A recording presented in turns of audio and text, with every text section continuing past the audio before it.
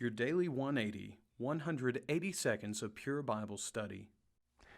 We're wrapping up a study on the importance of today. Today is all we have. Yesterday's gone, tomorrow's not here, and the key to a better tomorrow is a right today. We've made an acrostic out of the word today. T stands for the training of the heart. O stands for the outlook of the heart. D stands for the dedication of the heart. And then A stands for the ambitions of the heart, and Y stands for yielding of the heart. What do you yield to? And you might say, I don't yield to anything. Well, keep this in mind. Over in Romans chapter 6, beginning at verse number 16, there, the Apostle Paul would say, you're somebody's slave, or in other words, you yield to something. You either yield to sin, which leads to death, or you yield to obedience, which leads to righteousness. Now, what are you yielding to?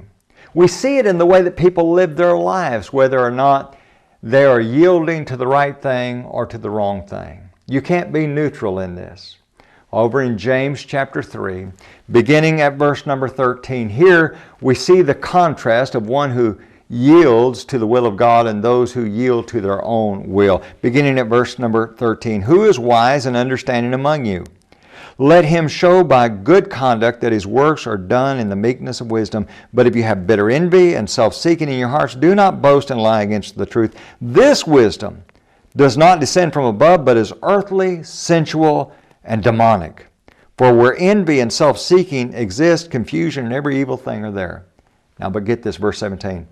But the wisdom that is from above is first pure, then peaceable, gentle, now get this, willing to yield, full of mercy and good fruits, without partiality and without hypocrisy.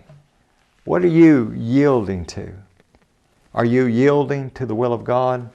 You might say, Bill, I don't really know what that means. Please send us your questions. We'd be happy to answer them and help you in any way that we can.